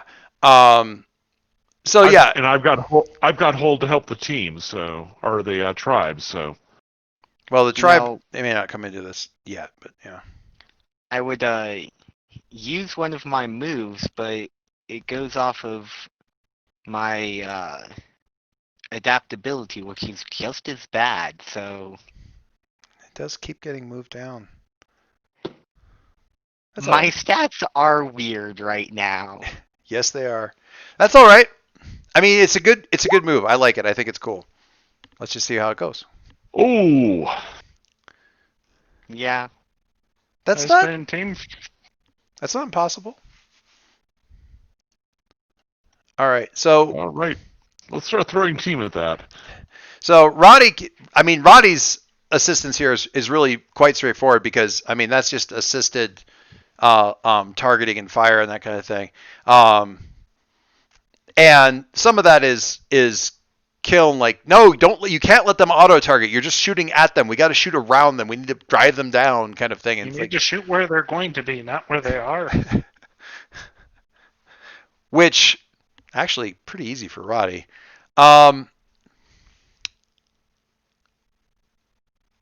I'll go back to Alex. Alex, do you have an angle on helping this situation? Because suddenly we got this kind of whirring activity, and then we got cover fire coming in. As Kiln's saying something like, "I'm going to try to drive them to the ground." Which them specifically? The incoming power Fine. suits, Bill Powertronics, was like. out for a minute, so Oh, I'm sorry. Coming back at this, we have within sights the phalanx of approaching Powertronic plus the, call it the Power Legion. All right, everybody's coming in. And Kiln's move here is to drive them out of the sky and get them on the ground where they're a little bit more handy and accessible. Oh yeah, I got this. So, You remember my infected arm? oh yeah, The one that was detached? The one that's still detached and is laying on the console, wired up to some other stuff? yeah, sure. The one that's giving me Looking for something to do. the one that's giving me details of the protocol used to control these flying things, the bugs from earlier. Oh yeah. The bugs that are now going to fly up against these things as Alex is taking advantage of Met's action to figure out their protocol. I love the fact that while all this was going on with Met and Tahi and disorienting the bugs, like Alex has just been busy with the arm. Almost there. Getting there. Got a couple of them. You get a handle on a couple of them, then some gorilla smashes it. It's like, God, okay, never. Yeah, but I'm getting. And it's like, okay. So. By the way, Tommy, this is totally a city. When you said the gorillas and we said gorilla city and you said there's no city, this is totally a city. I'm not sure this is the appropriate time to argue semantics. I'm willing to concede the point. Smugness helps me program faster, okay? I will say that their temple is much larger than the one that I was assigned. Don't tell us. A little bit. Well, anyway, all right. So yeah, we've got the laser blast going up. Roddy's doing the thing, but the bots, the Power Legion is taking evasive action. They're really quite good at it. I mean, Powertronic is not a complete hack, and the things move. Honestly, the Power Legion moves better than Powertronic does. Like, he actually seems to be sort of left hanging in the air and is sort of like a bit at a loss. These things are, being quite evasive, and don't seem to want to give up their height advantage.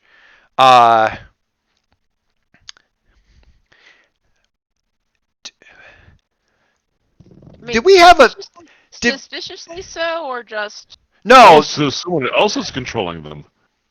What's that? Almost as though someone else is controlling them. Yeah, I knew the AI was good, but holy crap. Alex,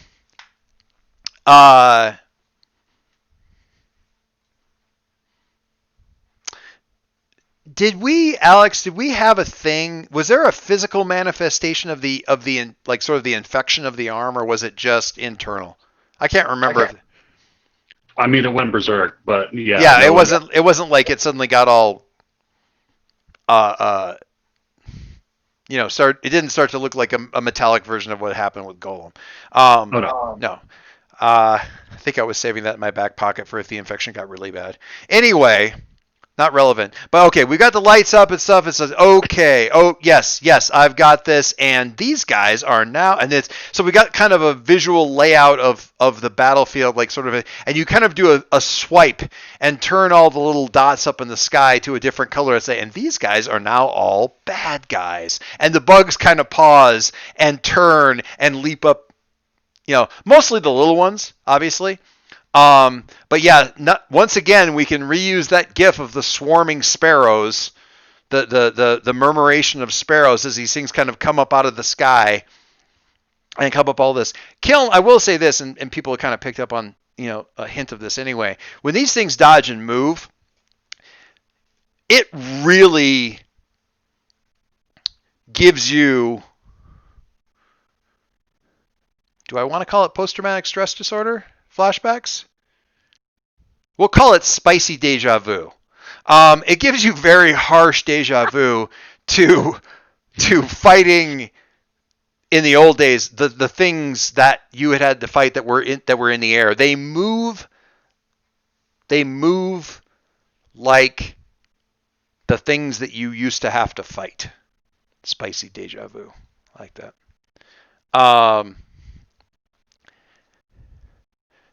And the piece of information I'm giving you out of that is Fluvis is here, and Fluvis is really the one in control.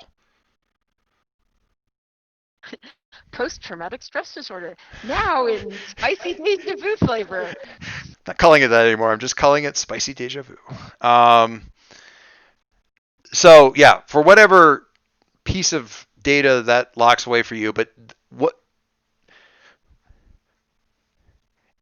unless Powertronic is way further under the control of Fluvis than generally living things do, your immediate instinct here is that these robots are. It's not Powertronic calling the shots with those things, not at the instinctual level. So that's happening. All right. So that's our helping thing. We've got to provoke. That gets us up to a 7. We've got bugs in the air. We've got heavy cover fire, and conveniently, the thing that you don't really care whether or not you hit the bugs too much, which is fine. No lack of ammunition, and even more targets than that gives you lots of stuff to do. So that gets you up to a provoke of a 7.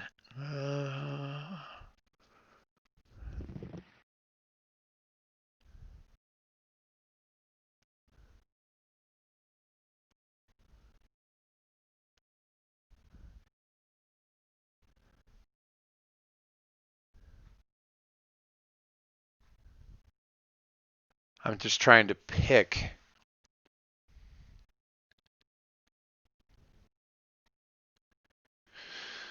I think it's an easy one. Now you're okay. So not necessarily going to do what you want, but we're going to take they stumble and you take +1 against them as the option that the enemy takes with this. So they're in, I don't want to say necessarily disarray, but they were not expecting this. They're coming into this thing. They've got air superiority. They're coming after, an ancient temple. It's just a bunch of, darn kids and one talking dog, gorilla. Ruh-roh. And now we've got, cover fire from turrets, insects turn back against them, that kind of thing. So they're scattering, they're not coordinating. Powertronics kind of hang in there. So we've got +1 forward against +1 against them for the next thing as they, so not quite down on the ground, but definitely, set up for a T-ball shot.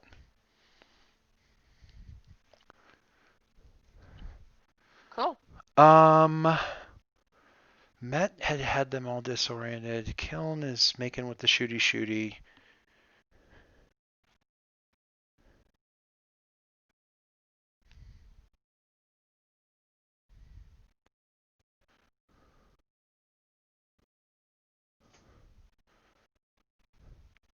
Who takes advantage of this?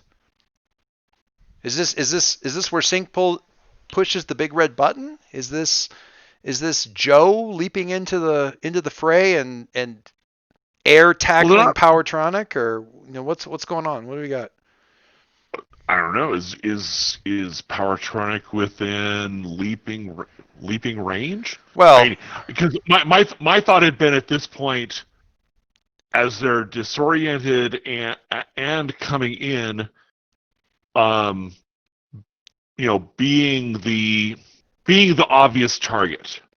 So kind of provoking to draw attacks on me so that everyone else can attack them as they're doing so. But if Powertronic's within, I say jumping range because you've got that ability, like it's like pull a power out of your hat kind of a thing. He's probably still,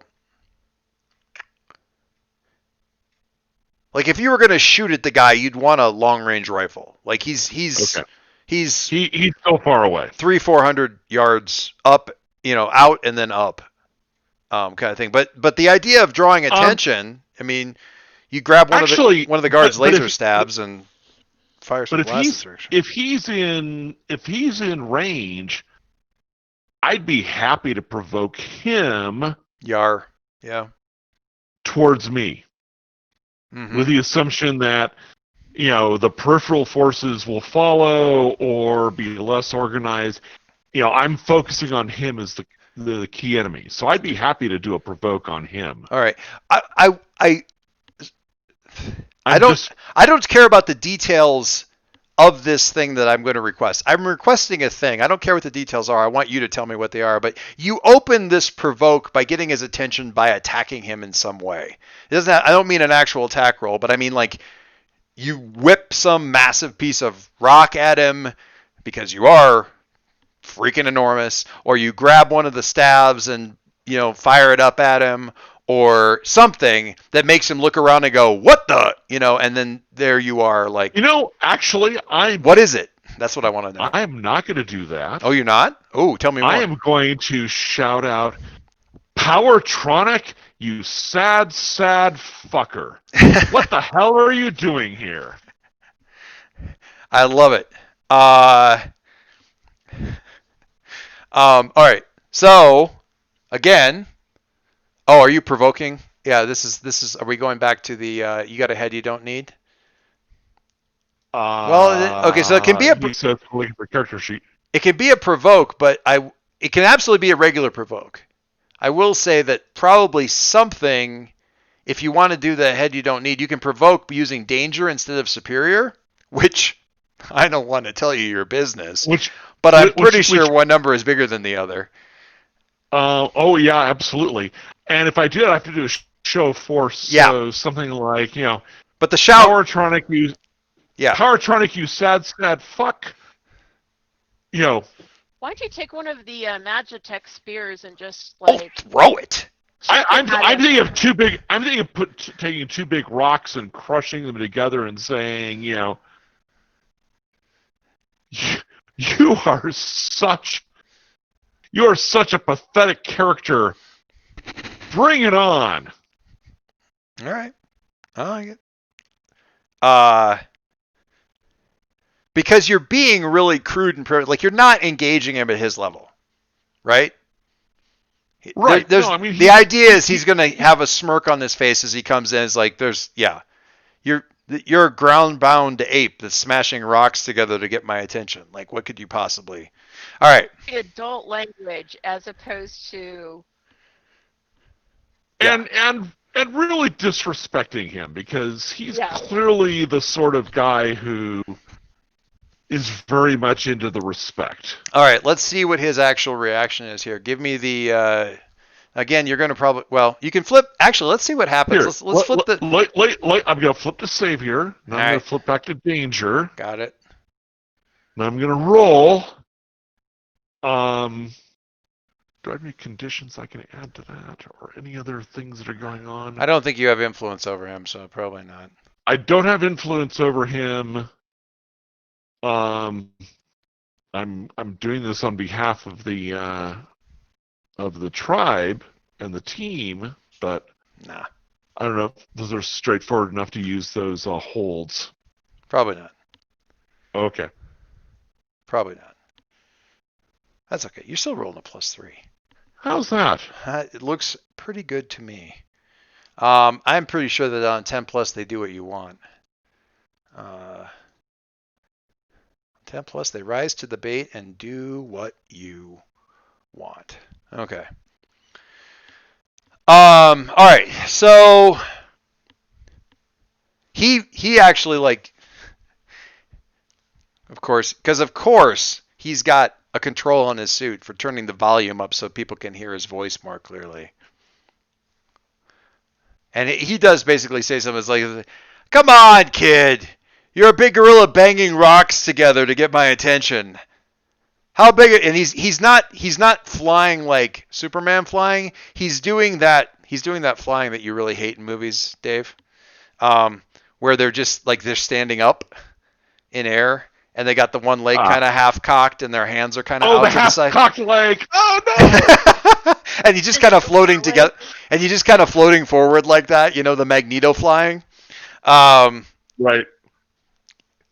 This is where Dave realizes it's impressive when Magneto does it. Yeah. The cocked leg most time just looks lame. And the fact that 90% of the time it's used is with female characters. Yeah. Anyway. I think this is a point where you can realize that you've mentioned that particular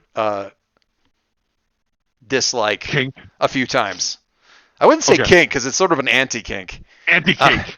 Ooh, she's gonna do the superhero landing. She's gonna do the superhero landing. I just saw that tonight. I saw somebody they did a whole a 1-minute video. It was Deadpool doing she's gonna do the superhero landing, and then it was a 1-minute long supercut of really badass leaps and superhero landings. It was the 3-point landing. Well, the various 3-point landings, but it was a bunch of different ones. Yeah. It was 3-point landings are kind of cool. Yeah. Although, yes, I understand the. So really hard on the knees. Anyway, all right. So he's kind of floating in. He says, "Come on, kid, you're banging rocks." Yeah, and he's definitely coming in. He's coming down lower. He's coming in closer. He's rocks. Rocks are bigger than your balls, man. Oh, now really? Are we gonna get like that? About the third or fourth thing that you hit, he's like, "All right, now you just need a lesson." And now he's been motioning, and yes, some of the bots are coming with him. Not as many as he may have thought. Some of them are occupied with the bugs. He's got, I would call it a Secret Service level, group. Yeah, group like around like 10. A close bodyguard. He's got a close bodyguard kind of thing with them, and they're keeping the bugs off of him and stuff like that as he's coming in. And about the third time though, he's like, "Okay, all right, that's just about enough." And he like puts out his hands, and the lightning starts, lining up. I should say lightning, but what's his thing, Roddy? Like what's his attack? Like I don't want to go full Iron Man here, but is it like lightning off the suit? Is it sonic attacks? What's his deal? It's chest cannon. It's a chest cannon? Like just that an way he energy gets to do like the hands on hip stance while he does it. Jesus. I don't think I'm ever going to be able to see that without thinking of the kid from My Hero Academia who has the navel laser. Poor kid. It hurts my belly so much when I fire it. Anyway. All right. If he is going through his big, prepping the big power, dragon slave spell. Yeah. That's the point where I will leap up towards him. Perfect. I love it. So we've got him powering up his blast. Joe leaping, doing the roar through the air kind of thing. And, probably his eyes widening a little bit behind the mask because, you wouldn't think that he's got that much up in him. To be a flashback for this is our hover belt.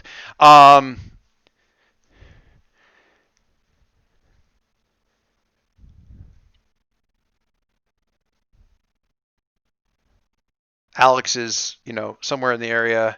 Met's probably pulling back from her thing because the bugs are now under new commands. So she's, we see Met kind of turning to see this thing. Actually, what I'm doing is keeping an eye out for Sergeant Surge and Alud. Yeah, I love that. As you put your, as you kind of let yourself, dial back from what you had been doing, you're searching the skies and looking back behind and, looking past the aerial battle, to see that glint in the background. Look for that shine of metal on, shine of the sun on metal. And you're seeing that coming because, you spot at least one, coming in and, as they say in one of my favorite Netflix shows, coming in hot.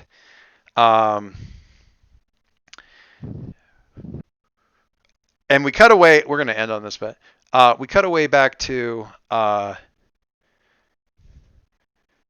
the turret controls. Roddy up there, and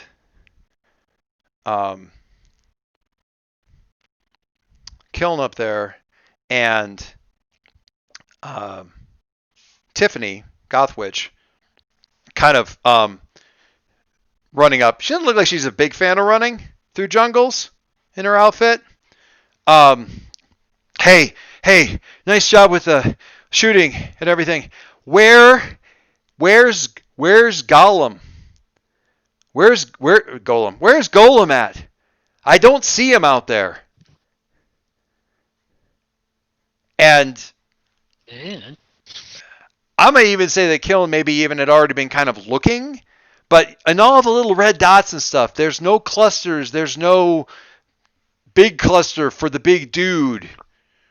He's not in the scans that you guys are seeing. And that's the three of you kind of looking at each other going, like looking at the panel, looking back at each other, and the realization writ quite large on all three of your faces that like, we don't know where he is right now. And that's probably bad. Anyway, we will stop there. Cut to end titles. Cut to end titles. Cut to end. Credits. Cut to credits. All right. Cool. Got a staggering start, but we're getting there. We're gonna get through this. All right. So You Joe, got 2 hours to bring this home, Joyce. we got 2 hours to bring it. Is it just we got one more session? We can do it. I'm confident. Got all kinds of confidence. We have more than one session. Is it more than one? We have one. Next one would be. Two. We have two? All right. We're on Wednesday. We got 2 more Wednesdays. 2 more Wednesdays. All right. I will Assume you have 2 hours left, Joyce. assume I have 2 hours left. I get a half. I get a half session every week. It's it's what you get. All right. So all right, Joe. Closer, further image.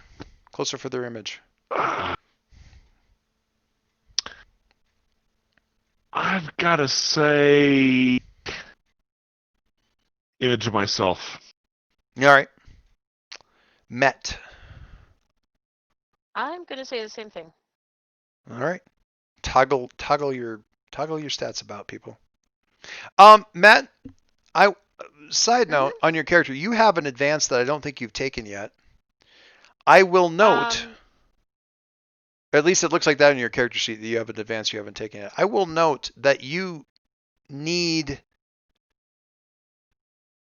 to reset your timeline, to reset your memories. You need your moment of truth. Right, and that's actually what I was indicating last week. Oh, okay. I couldn't remember if that was what, because it's not on the sheet, and I just wanted to point that out because I was looking, how does this reset? And I went and looked, and I was like, oh, you need the thing. Gotcha. I didn't mark it because I right. But that's where I was leaning Cool. once I saw where we were going. Kiln. Image of self. Roddy. Self. We're gonna do this all again. Alex. I'm going to grow closer to the draperies. Wait, image yourself. My mistake. Closer to the Those draperies. draperies are very important. Their brocade is so soft, which is They bring the whole room together. Which is long almost as, never you true. know, I'm sorry, you see that, and all I do is have that picture of Trump humping the flag. Oh, don't. Let's. Yeah. No. Mm-mm. See, I was going to say Carol Burnett wearing her improvised drapery costume. I need eye Oh, bleach. with Gone with the Wind? That shows my age. Yeah. I need eye bleach for my brain. I remember Okay. somebody photoshopped something else in that was pretty funny. I mean, you just described the internet. So anyway. I've now got Freak, Savior, and Soldier capped, and all my other labels are in the garbage. Oh, there's some really interesting stats going on here right now, people. Yeah, I've got problems here figuring out what I shift with my image of myself. Yeah. Well, clearly, your provoke is terrible, and your plan. I feel like Superior should go up just because you've been like planning and leading. Oh, okay. I'm just saying I get that's If so, that's fine. I don't have anything that should go. Yeah. That's always the case. Yep. Well, I leave you to that. I feel like I at least burned up my conversational spoons early on before we really got rolling. So I am going to depart for fluffier, pillow-like pastures and head out for the evening, ladies and gents. All right. Oh, I should actually hit the stop. One Happy New minor, Year. one minor detail.